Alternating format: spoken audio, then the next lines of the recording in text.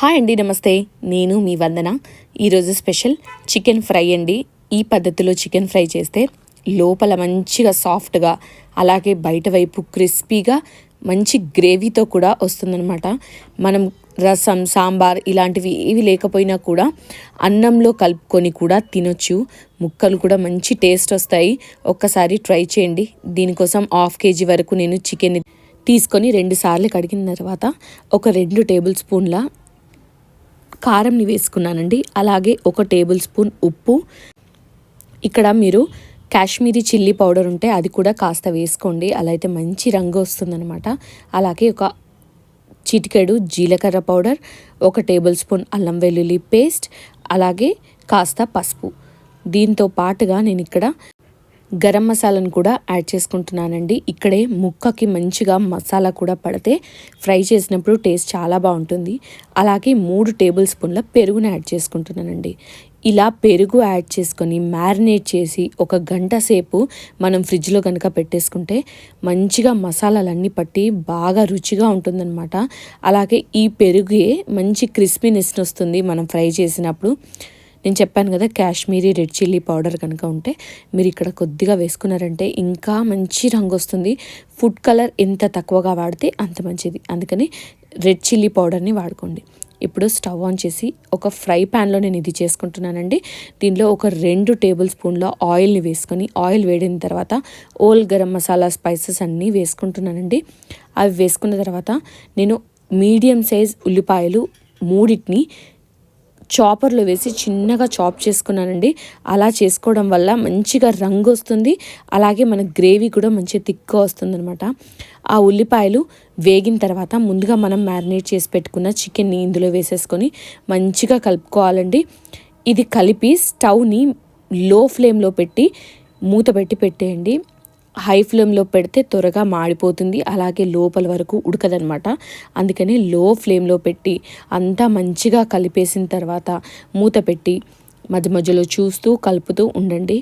ఒక 10 నిమిషాలకి వాటిలో చికెన్ నుంచే వాటర్ అనేటివి వస్తాయి కాబట్టి ఆ వాటర్తోనే మనము ఈ చికెన్ అంతా ఉడికించుకుంటాము. బయట నుంచి చుక్క నీళ్ళు కూడా వేయవలసిన అవసరమే లేదు. చూసారా ఎలా వాటర్ వచ్చాయో?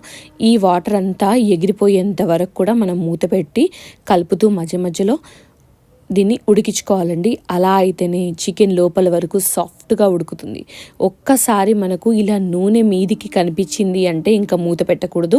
మూత తీసేసి స్టవ్ని మీడియం ఫ్లేమ్లో పెట్టేసి మంచిగా కలుపుతూ దీన్ని ఫ్రై చేసుకోవాలండి. అడుగు అంటకుండా మాత్రం మీరు ఖచ్చితంగా చూసుకోవాలి. అందుకని మాత్రమే కలపండి. అలాగని ముక్కలు క్రష్ అయిపోయేలాగా మాత్రం గట్టిగా కలుపుకూడదు. అలాగే దీంట్లో ఒక 4 వరకు కట్ చేసుకున్న మిరపకాయలు నేను వేసుకుంటున్నానండి. ఇలా చికెన్ వేగిన తర్వాత మిరపకాయలు వేస్తే మంచి ఫ్లేవర్ వస్తుంది. ఇది వేగడానికి ఒక 10 నిమిషాల టైం అయితే పడుతుంది. మీడియం ఫ్లేమ్లో మంచిగా కలుపుతూ జాగ్రత్తగా దీన్ని ఫ్రై చేసుకోవాలి. మళ్ళీ అడుగు కాస్త మాడితే అడుగు గీరుతూ దీన్ని ఫ్రై చేసుకోవాలండి. అందుకే మనం నాన్ స్టిక్ ప్యాన్లో చేస్తే ఖచ్చితంగా వుడెన్ స్పూన్తో మాత్రమే చేయాలండి. లేదంటే ఇది మనం ఇనుప ముక్కుడు ఉంటుంది కదా, దానిలో అయినా చేసుకోవచ్చు, చాలా బాగా వస్తుంది. అలాగే రంగు కూడా మంచిగా వస్తుందన్నమాట. ఇలా అడుగు ఉంటుంది కదా, ఇప్పుడు మనం తీసిన అడుగు, ఆ అడుగే చాలా టేస్టీగా వస్తుంది. మనం అన్నంలో తినేటప్పుడు కానీ లేదా ఏదైనా సైడ్ డిష్గా సర్వ్ చేసుకున్నప్పుడు కానీ దీన్ని మంచి టేస్ట్ వస్తుంది. అందుకని కలుపుతూ మంచిగా ఫ్రై చేసుకోండి. ఇది మీడియం ఫ్లేమ్లో మాడకుండా చూసుకుంటూ కలుపుకోవడమే మనం ఇక్కడ చేసే టాస్క్ అనమాట. మనకు చికెన్ ఉడకడానికి ఎంతైతే టైం పడుతుందో ఇది వేగడానికి కూడా అంతే టైం పడుతుంది. మంచిగా వస్తుంది. ఒక 10 నిమిషాలకి రంగు కంప్లీట్గా చేంజ్ అయిపోయి ఇలా అవుతుందన్నమాట. ఇది ఇప్పుడు పర్ఫెక్ట్గా అయిందనమాట. ఫైనల్గా కొత్తిమీర అలాగే ధనియాల పౌడర్ 2 కూడా చల్లేసుకొని మనము సైడ్ డిష్గా అయినా లేదా మెయిన్ కోర్స్ డిష్గా కూడా వాడుకోవచ్చండి. కొంతమందికి డ్రై ఫ్రైస్ అనేటివి నచ్చుతూ ఉంటాయి అన్నంలో కానీ, లేదా డైరెక్ట్గా ఇలా ప్లేట్లో వేసుకొని తిన్నా కూడా నచ్చుతాయి అన్నమాట.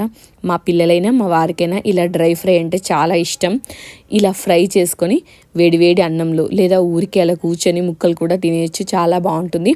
ఒక్కసారి ఈ పద్ధతిలో ట్రై చేయండి. ఎలా ఉంది అన్నది నాకైతే ఖచ్చితంగా కమెంట్ చేసి చెప్పండి. వీడియో నచ్చితే లైక్ చేయండి, షేర్ చేయండి. అలాగే మా ఇంట్లో బెస్ట్ రివ్యూవర్ మా హస్బెండ్ అనమాట. ఏ కూర చేసినా కూడా బాగుందా బాగాలేదా ఆయనే చెప్తారు. సో ఇప్పుడు కూడా ఆయనే చెప్తున్నారు. Thanks for watching.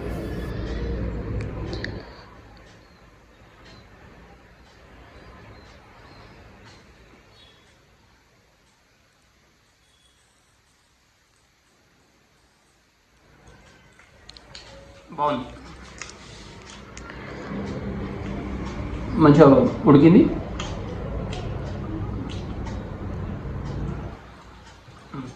ఉప్పు కారం మంచిగా సెట్ అయింది, బాగుంది, సూపర్.